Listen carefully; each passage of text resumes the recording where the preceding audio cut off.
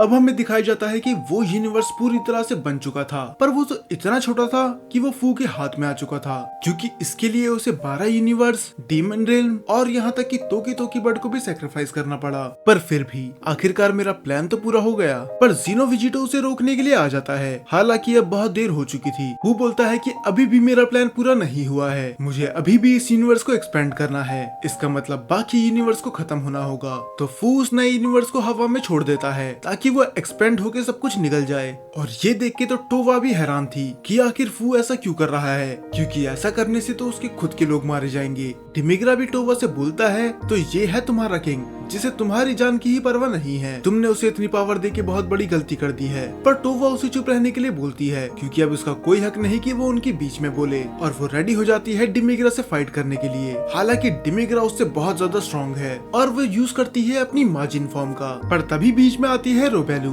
वो बोलती है कि इसको मैं ही संभाल लूंगी, और वो भी यूज करती है अपनी माजिन फॉर्म का। अब ये दोनों लड़ने लग जाते हैं और डिमिग्रा वेट कर रहा था एक सही समय का, तो वो गोकू और वेजिटा की फाइट देखने लग जाता है। वो बस समय ढूंढ रहा था कि कब ये दोनों डिस्ट्रैक्ट हो जाएं, और वो दोनों अपनी फाइट में इतने बिजी थे कि वो डिमिग्रा को नोटिस कर ही नहीं पाते। और तभी डिमिग्रा चलता है अपनी सबसे बड़ी चाल। वो उन दोनों के लिए टाइम को फ्रीज कर देता है। हालांकि टोवा बहुत ज्यादा नर्वस तो थी, पर वो दिखाती नहीं, और वो डिमिग्रा का मजाक उड़ाते हुए बोलती है, क्या तुम्हें सच में लगता है कि तुम हमारे डीमन किंग को रोक सकते हो? वो जल्दी वहाँ से बाहर निकल जाएंगे। पर तब डिमिग्रा बोलता है कि वो तो आने वाला वक्त ही बताएगा, और वो वहाँ से गायब हो जाता है। अब टोवा के लिए परेशानी खड़ी हो चुकी थी, क्योंकि डिमिग्रा के कर्ज को रिवर्स करना उसकी भी बस की बात नहीं थी। और दूसरी तरफ वार्डोस और वीज दोनों ही थोड़ा परेशान होते हैं, क्योंकि वो महसूस कर सकते थे कि हाल ही में एक नया यूनिवर्स बन चुका है, और शायद इसके पीछे उस फू का ही हाथ है।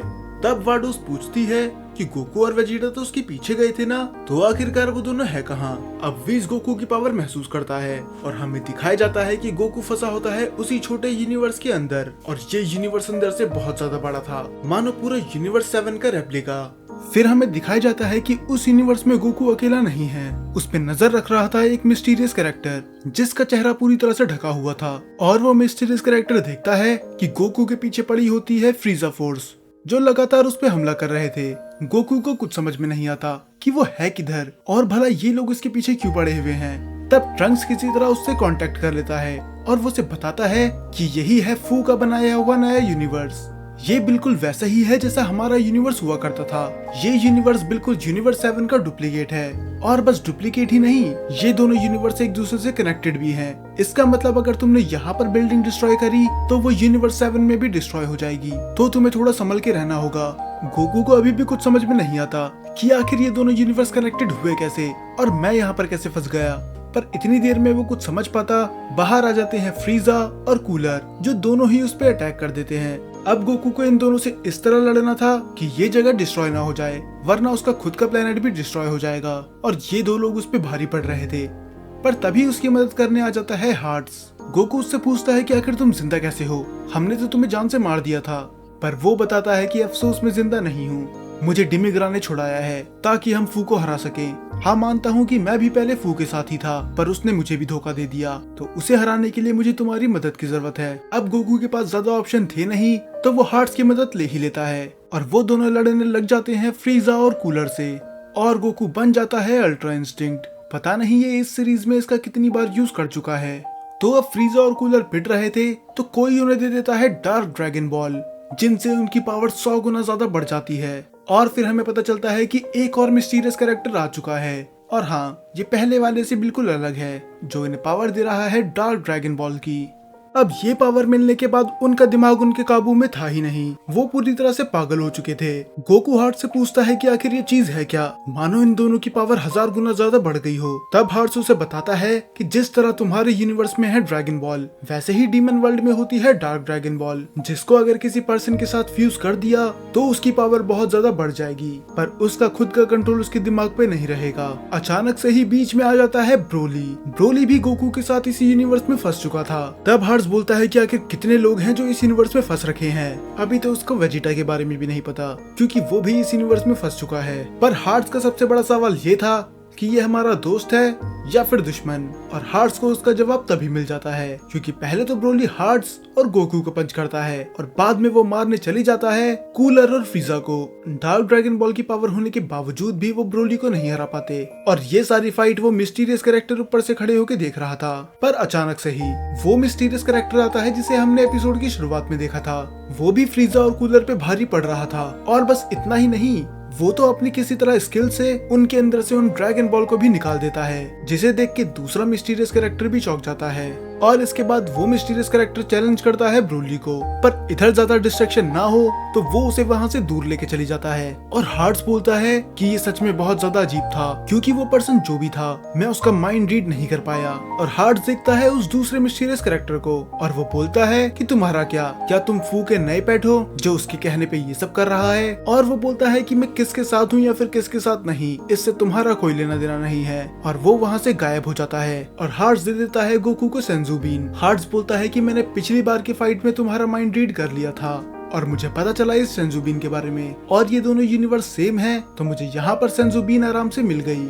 अब गोकू का स्टैमिना रिकवर हो चुका था, हमें पहले यहाँ से निकलना होगा और वो हम करेंगे ड्रैगन बॉल की मदद से। गोकू बोलता है कि हमारे यूनिवर्स की ड्रैगन बॉल तुम्हारे पास कैसे आई, कि जैसे मैं पहले भी बता चुका हूँ कि ये दोनों यूनिवर्स कनेक्टेड हैं, तो हम उस यूनिवर्स की ड्रैगन बॉल का यहाँ भी यूज कर सकते हैं और हम उससे विश मांगेंगे कि हम यहाँ से बाहर निकल जाएं। तो वो कैप्सूल कॉर्प में जाके वो ड्रैगन रेडार लेके आ जाता है और वो देखता है कि बाकी की ड्रैगन बॉल्स कहाँ पर है, जिसकी लोकेशन होती है अर्थ के बाहर। और उसी प्लेनेट पे हमें दिखाया जाता है कि टर्लेस, कम्बर और वो मिस्टीरियस कैरेक्टर अटैक कर रहे होते हैं वेजिटा पे।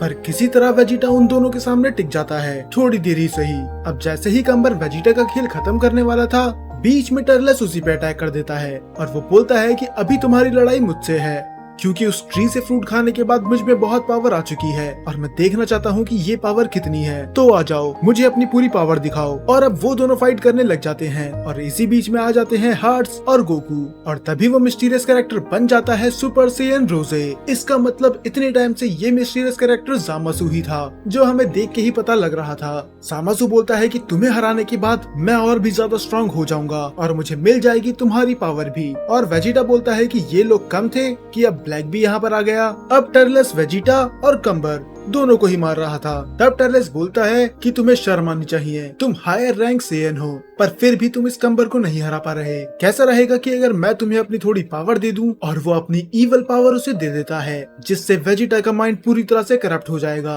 और वेजिटा बन जाएगा गुलाम टर्लेस का। अब वेजिटा को फ्लैशबैक आने लग जाते हैं कि किस तरह पहले वो एक हार्टलेस सेयन था, तब उससे सब डरते थे, किसी में भी इतनी हिम्मत नहीं थी जो उसके सामने खड़ा हो सके। दरअसल टर्लेस उसे ये सब इसलिए दिखा रहा था ताकि वो फिर से ईवल बन जाए। अब वेजिटा भी पूरी ईवल एनर्जी से भर चुका था और उसके पास ईवल पावर आ तो जाती है, पर उसका माइंड अभी भी सही सलामत था। और टर्लेस ये देख के हैरान था, आखिरकार ये मेरा गुलाम क्यों नहीं बना। और तब वेजिटा बोलता है तुम मुझ जैसे सेयन को कभी भी कंट्रोल नहीं कर सकते। और वो टर्लेस पे लगातार अटैक करते रहता है जब तक वो पूरी तरह से हार नहीं जाता। और उसे हराने के बाद वो अटैक करता है कम्बर पे, क्योंकि इस ईवल पावर के साथ वो उसकी पावर को मैच कर सकता था। और बेहोश होने से पहले कम्बर भी वेजिटा की बहुत तारीफ करता है कि मैं आज तक जितने लोगों से भी लड़ा हूँ तुम उन सबसे अलग हो। और फिर वो बेहोश हो जाता है और जब वो अपनी मुंडी घुमाता है ये देखने के लिए कि गोकू और ब्लैक की कैसी फाइट चल रही है, वो देखता है कि गोकू तो पहले ही हार चुका है। और ब्लैक को देख के साफ पता चल रहा था कि वो यहाँ पर बस फाइट करने नहीं आया,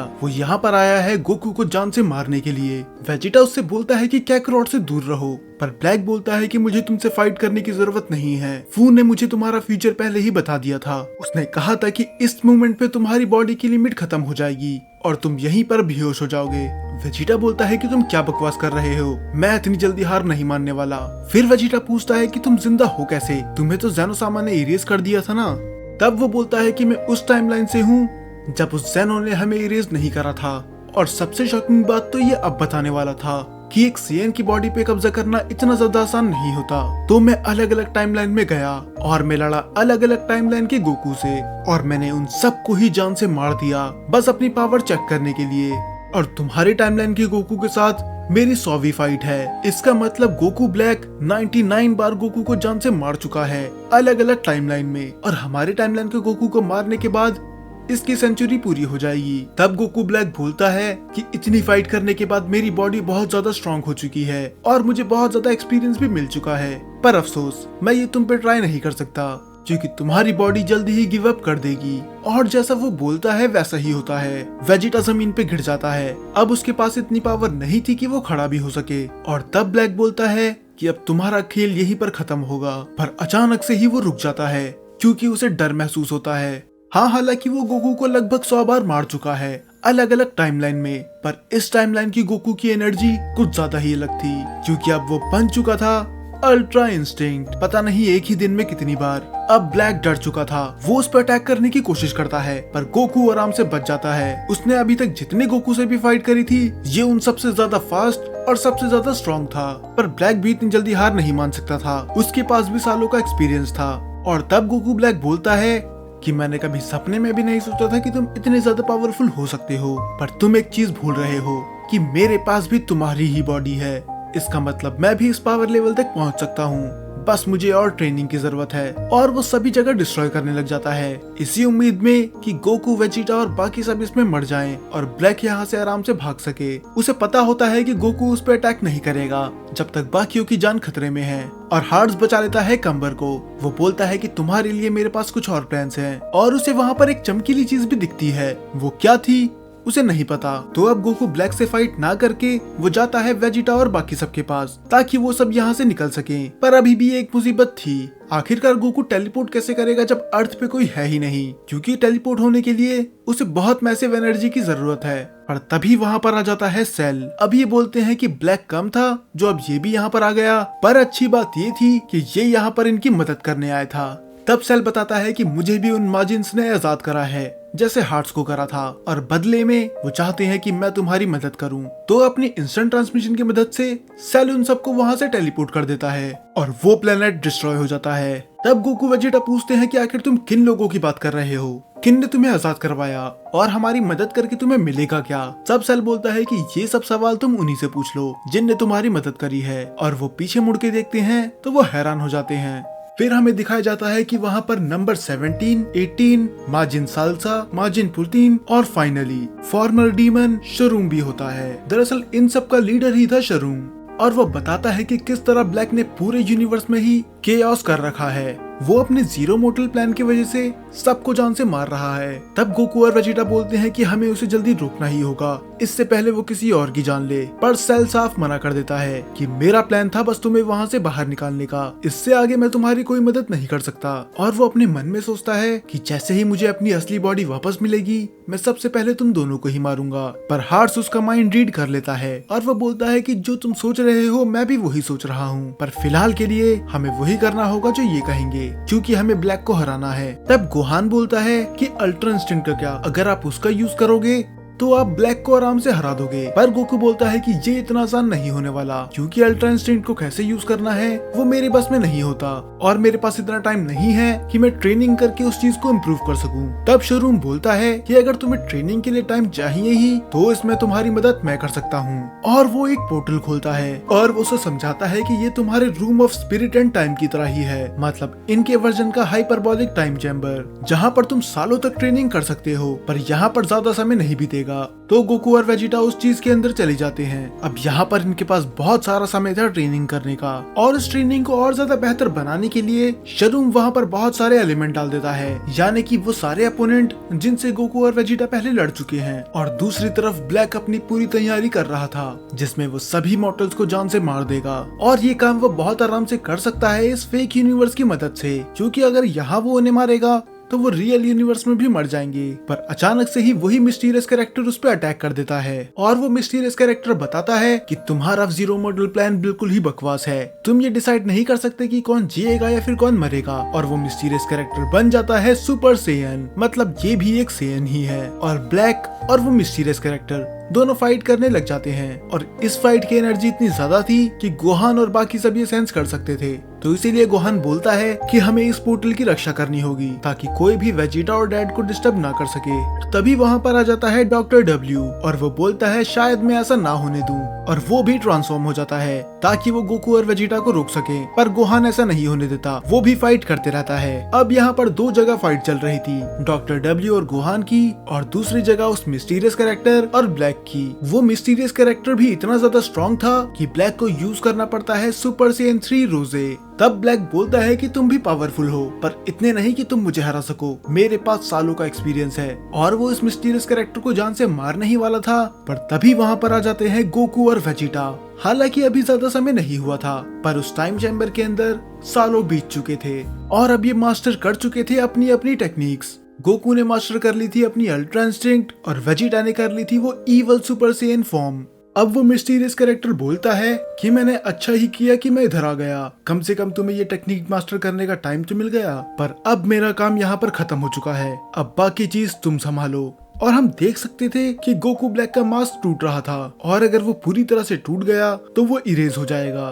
तो गोकू उसे बहुत तेज की पंच मारता है, जिससे उसके मास्क में और बड़ा क्रैक आ जाता है। पर फिर से वो अल्ट्रा इंस्टिंक्ट को कंट्रोल नहीं कर पाता। वो खुद हैरान होता है कि इतने सालों की ट्रेनिंग के बाद भी मैं ये नहीं कर पाया, बड़ी शर्म की बात है। और दूसरी तरफ हमें दिखाया जाता है कि इतनी देर से जो भी पंचेस उसे पड़ रहे थे, वो सारे पंचेस वो अब्सॉर्ब कर रहा था, और अब उसे मिल चुकी थी एक और नई पावर। उसने सारी एनर्जी अब्सॉर्ब कर ली थी और वो फाइनली हर एक सेन की तरह अपनी लिमिट्स भी क्रॉस कर देता है। अब गोकू के पास अल्ट्रा इंस्टिंक्ट नहीं थी तो वो उसे नहीं रोक सकता था, और यहाँ तक कि वेजिटा की भी नई पावर उसके सामने नहीं टिक पाती। और वो बोलता है कि अब मैं पूरे मल्टीवर्स में सबसे ज्यादा ताकतवर बन चुका हूँ। हालांकि उसे रोकने के लिए आ जाते हैं कूलर और फ्रीजा, इसीलिए नहीं ताकि वो गोकू की मदद कर सके, बल्कि इसीलिए क्योंकि उन्हें इनसे बदला लेना था। पर गोकू ब्लैक के पास इतना टाइम नहीं था कि वो इन जोकरों से लड़ सके, तो वो समन करता है फोर्थ ड्रैगन को, ओमेगा शैंड्रोन को, जो उन दोनों को बड़ी आराम से हरा देता है। अब कम्बर भी अच्छा बन चुका था, तो वो गोकू और वेजिटा की मदद करने आ जाता है। तब हार्ट्स बताता है कि मैंने उसका माइंड रीड कर लिया, वो इस टाइमलाइन से नहीं है, ये किसी और टाइमलाइन से है, उस टाइमलाइन से जिसमें तुमने इसे हरा दिया था, तो अब उसका बदला ये तुम पे उतारेगा। और ये सबको पता ही है कि ये जीटी की टाइमलाइन की बात कर रहा है। तो वो ताकतवर था, तो फू भी उसकी मदद करने चली जाता है, क्योंकि कम्बर उसे अकेले नहीं रोक सकता।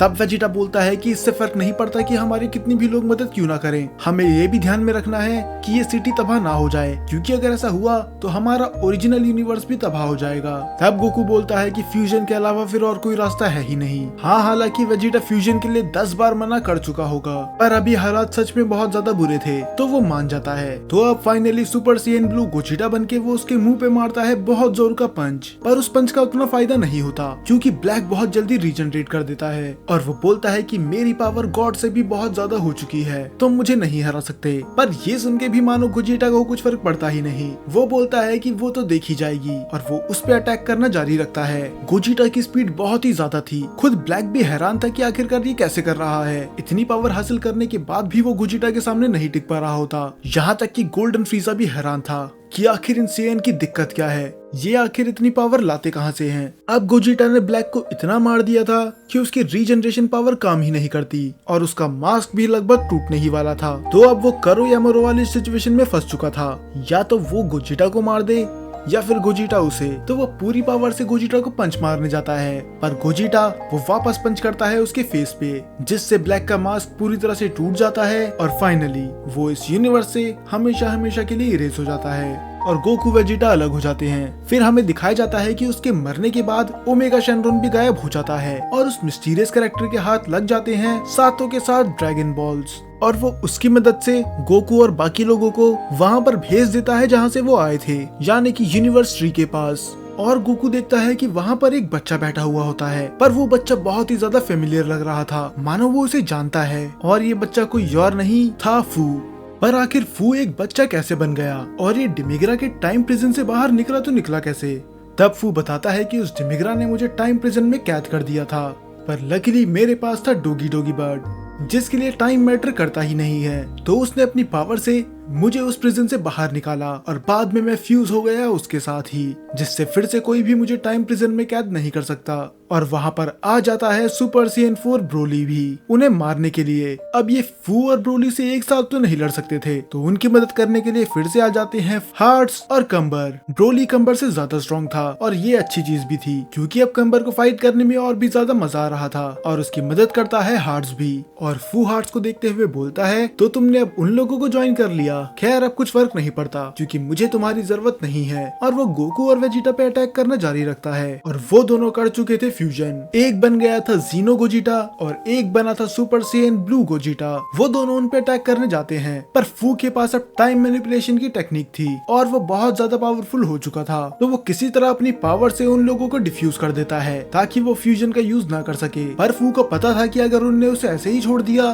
तो ये लोग फिर से फ्यूजन कर लेंगे, तो वो हमारे वेजिटा और जीनो वेजिटा दोनों को किसी अलग डायमेंशन में भेज देता है। और वो उन दोनों से बोलता है कि तुम अब फ्यूजन नहीं कर सकते, तो तुम्हारा खेल यहीं पर खत्म। और वो उन पे फिर से अटैक करता है, पर एक शील्ड उन्हें प्रोटेक्ट कर लेती है, और ये कोई और नहीं थी खुद सुप्रीम काई ऑफ द टाइम। और वो बोलती है कि मेरी शील्ड से ज्यादा देर तक नहीं रोक पाएगी, तो हमें जो भी करना है जल्दी करना होगा, तुम अपनी जितनी पावर भी लगा सकते हो लगा दो। तो दोनों गोकू ज्यादा सवाल नहीं पूछते और वो अपनी लिमिट पुश करने लग जाते हैं। हमारा गोकू बनता है सुपर सीएन ब्लू और जीनो गोकू बनता है सुपर सीएन 4। तब सुप्रीम काई ऑफ द टाइम बताती है कि मैंने अपनी पावर से तुम दोनों की मर्ज कर दी है, बस ऐसे समझ लो तुम्हारी की का फ्यूजन हो गया, और एक यही रास्ता है फू को रोकने का, और तुम्हारे पास बस एक ही मौका है, तो अपने उस अटैक में अपनी पूरी पावर लगा दो। अब वो दोनों महसूस कर सकते थे कि उन दोनों की मर्ज हो गई है, तो वो दोनों ही यूज करते हैं कामेहामेहा का, और फू अपने आगे बहुत सारी शील्ड्स लगा लेता है ताकि वो उस अटैक को थोड़ा स्लो कर सके। और वो अटैक इतना ज्यादा पावरफुल था कि वो सारी शील्ड को तोड़ता हुआ सीधा लगता है फू को, और फिर भी फू बच जाता है क्योंकि उस शील्ड ने अपना काम कर दिया। और वैसे भी इसे रोकना अब इतना आसान तो नहीं होने वाला था, और फू बोलता है कि तुम्हारे पास एक ही मौका था मुझे रोकने का और तुमने वो भी गवा दिया। पर सुप्रीम काई ऑफ द टाइम भी थोड़ा हैरान थी कि आखिर ये इस अटैक से भी कैसे बच गया। और तब फू बताता है उसका असली मकसद कि आखिर वो ऐसा कर क्यों रहा था। वो बोलता है कि वो बचपन से ही बहुत ज्यादा क्यूरियस था कि आखिरकार गॉड कैसे बने, सुप्रीम काई कैसे बने, हमारा यूनिवर्स या फिर खुद ओमनी किंग कैसे बने। तो मैंने उस चीज को देखने के लिए बना दिया खुद का यूनिवर्स। पर गोकू बोलता है कि तुम ऐसा करने के लिए बाकी यूनिवर्स की जान नहीं ले सकते। तब फू बोलता है कि अब मैं ही हूँ इस यूनिवर्स का नया गॉड, तो मैं जो चाहूँ वो कर सकता हूँ। और वो यूनिवर्स ट्री से अपनी पावर लेने लग जाता है। और अब चीजें क्लियर हो रही थी कि फू इतना ज्यादा स्ट्रॉन्ग कैसे बन गया, क्योंकि अभी तक जितने भी यूनिवर्स थे उन सब की पावर जा रही थी फू के अंदर। अब उसके रास्ते में सबसे बड़ी मुसीबत थी सुप्रीम काई ऑफ द टाइम, क्योंकि वो अपनी पावर से ये सब रिवर्स कर सकती थी। तो वो उस पे अटैक करता है, पर बीच में आ जाता है जीनो गोकू। और जब वो अपना दूसरा अटैक उस पे करने वाला था, वो देखता है कि उसके विंग्स आगे बढ़ ही नहीं रहे होते, क्योंकि उनको पकड़ लिया था गोकू ने, और वो सारी पावर जाने लग जाती है गोकू के अंदर। फू पहले तो उस पे हंसता है कि तुम बहुत बड़े बेवकूफ हो, तुम एक मॉर्टल हो, तुम इस पावर को कंट्रोल नहीं कर सकते, तुमने ये बेवकूफी करी, अब पूरे यूनिवर्स की पावर तुम्हारे अंदर जा रही है और ऐसे ही तुम मर जाओगे। पर गोकू भी बहुत जिद्दी था, वो फाइनली उस पावर को कंट्रोल कर लेता है और वो सारे यूनिवर्स की पावर अपने अंदर ही ले लेता है, और जन्म होता है सीसी गोकू का। ये गोकू पूरे ड्रैगन बॉल यूनिवर्स में सबसे ज्यादा पावरफुल गोकू है, ऐसा कोई नहीं जो उसे हरा सके, क्योंकि इसके पास है सभी यूनिवर्स, डीमन वर्ल्ड और पता नहीं कितने लोगों की पावर। अब फू को ये देख के बहुत ज्यादा गुस्सा आता है। वो बोलता है कि इस पावर के लिए मैंने इतनी मेहनत करी, तुम मुझसे ये पावर ऐसे नहीं छीन सकते। और फू और गोकू फाइट करने लग जाते हैं। अब गोकू फू से भी ज्यादा पावरफुल हो चुका था, तो गोकू ज्यादा समय वेस्ट नहीं करता और यूज करता है अपने कामेहामेहा का, जो फू के साथ साथ उस यूनिवर्स ट्री को भी खत्म कर देता है। और फाइनली अब यूनिवर्स ट्री डिस्ट्रॉय हो चुका था और उसी के साथ फू भी, और तो बट दोनों वेजिटा को भी वहाँ पर लेके आ जाता है। और हार्ट्स बताता है कि उसने कंबर और ब्रोली को भी अलग डायमेंशन में भेज दिया ताकि वो ज्यादा डिस्ट्रक्शन ना कर पाए। पर अभी भी कुछ यूनिवर्स तो तबाह हो ही रहे थे, तो सुप्रीम काई ऑफ द टाइम अपनी पावर से सभी यूनिवर्स को रिस्टोर कर देती है जैसे वो पहले थे। अब सब कुछ सही हो चुका था और सभी को मिल चुकी थी अपनी हैप्पी एंडिंग। हालांकि लगता तो ऐसा ही है, पर ये भी अभी एंड नहीं है, क्योंकि डिमिग्रा का क्या हुआ और साथ ही उस मिस्टीरियस कैरेक्टर का।